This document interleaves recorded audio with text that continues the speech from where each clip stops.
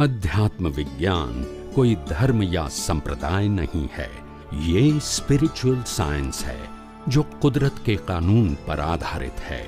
ये विज्ञान पूरे ब्रह्मांड के सभी रहस्यों को उजागर करता है और जीवन के सभी पहलुओं को समझने के लिए एक नई दृष्टि देता है। इसी को आर्ट ऑफ विजन कहते हैं, दुनिया को देखने की एक नई दृष्टि, जो अध्यात्म विज्ञानी परम पूज्य स्वामी श्री कमलेशानंद जी के निर्देशन में सनातन सत्य का अनुसंधान कर हमारे जीवन को प्रकाशित करे। जय सच्चिदानंद। भयથી ધર્મ પળાય, શું કીધું? ભયથી વિજ્ઞાન સમજાય નહીં, ધર્મ કળાય। આમ કરશો તો પાપ લાગશે ને આમ કરશો તો આમ લાગશે, એટલે ધર્મ ભયથી થાય। શું કીધું? ધર્મ ભયથી થાય અને મુક્તિનો માર્ગ એ નિર્ભયતાનો છે। શેનો છે? એ ભયવાળો એ સનાતન સત્ય સમજાય એટલે માણસ નિર્ભય થાય, ખુમારી પ્રગટ થાય અને અંદર જ્ઞાન ખુલ્લું થાય। હું તમને બધાને કહું છું કે જ્ઞાન એ પ્રાપ્ત કરવાની વસ્તુ નથી, જ્ઞાન ખુલ્લું કરવાનું છે। અને અત્યારે જે જ્ઞાન કહીએ છીએ એ અજ્ઞાનનો ભાગાકાર કરવાનું જ્ઞાન છે। શેનું જ્ઞાન છે? મૂળ જ્ઞાન તો અંદર છે જ, પણ અજ્ઞાન હોય ત્યાં સુધી, રોંગ બિલીફ હોય ત્યાં સુધી, મિથ્યા જ્ઞાન મિથ્યા દર્શન હોય ત્યાં સુધી પેલું સ્વાભાવિક જ્ઞાન ખુલ્લું થતું નથી। એના માટે જ્ઞાનની ખુમારી જોઈએ। શેની જોઈએ? પોતાના સ્વરૂપની, પોતાના સ્વભાવની ખુમારી જોઈએ। ને ખુમારી ત્યારે આવે કે ભીખ અને ભય ના હોય, તમામ લાચારી ખલાસ થાય, તમામ ભય ખલાસ થાય, ત્યારે પોતાની અંદર સેલ્ફ કોન્ફિડન્સ, આત્મવિશ્વાસ ખુલ્લો થાય। નહીં તો થાય નહીં, એ ક્રિયાકારથી ના થાય। સમજાય છે? દાદા એવું તો એક જ અવતારી જ્ઞાન છે, એ શું કહેવા માંગે છે દાદા? એક અવતારી જ્ઞાન છે દાદા ભગવાને કહ્યું કે અમારું જ્ઞાન એક અવતારી જ્ઞાન છે। કેવું છે? એટલે આપણા બધા હું સમજી ગયા કે એક અવતારથી એક અવતાર પછી મોક્ષ। આ સમજણ જ ખોટી છે।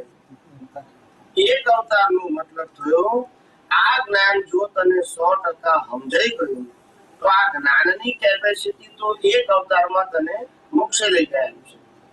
આ અવતાર પછી એક અવતાર થાય અને તારો મોક્ષ થાય। પણ ક્યારે? જ્ઞાન સમજાય તો, અનુભવમાં આવે તો, અજ્ઞાન સંપૂર્ણ નાશ થાય તો। સમજાય છે? એટલે જ્ઞાનની કેપેસિટી છે, પણ આપણી કેપેસિટી હોવી જોઈએ ને જ્ઞાન પચાવવાની। ના સમજાય? ખ્યાલ આવ્યો કે નહીં? કે છે સિંહણના દૂધની અંદર જબરજસ્ત સિંહત્વ પડેલું છે અંદર। શું છે? પણ આપણે પીવાની તાકાત હોવી જોઈએ કે નહીં? બોલતા નથી બધા। સમજાય છે કે નહીં? એટલે એની અંદર તો તાકાત છે, પણ આપણને પચવું જોઈએ ને। સમજાય છે? અંદર બધું ફાડી નાખે બધું, એ કેપેસિટી નથી। એવી રીતે એકાવતારી જ્ઞાન છે, એમાં ના નહીં। જ્ઞાનની ક્વોલિટી એકાવતારીની છે। શું છે? હા, પણ એ જેને જેવું પચે એવું એને લાભ થાય। એક અવતારમાં મોક્ષે ના જવાય।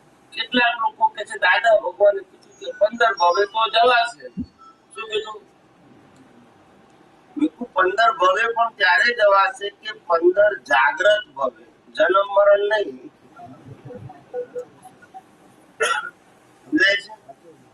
કૂતરામાં જાય ને બિલાડામાં જાય ને નર ગતિમાં જાય ને દેવ ગતિમાં જાય અથવા મનુષ્યમાં આવે અને છતાં આત્માની સહેજે જાગૃતિ ના હોય તો એ બહુ ગણવાનો મતલબ ખરો?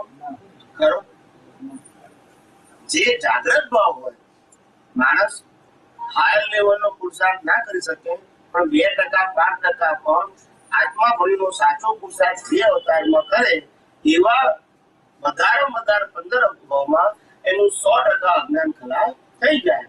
માટે એનો મોક્ષ થયો છે। પણ તમે તો કોઈ પુરુષાર્થ ના કરીએ તો 15 ભવ મોક્ષ એવું હોય? આથી ચમત્કાર છે કે?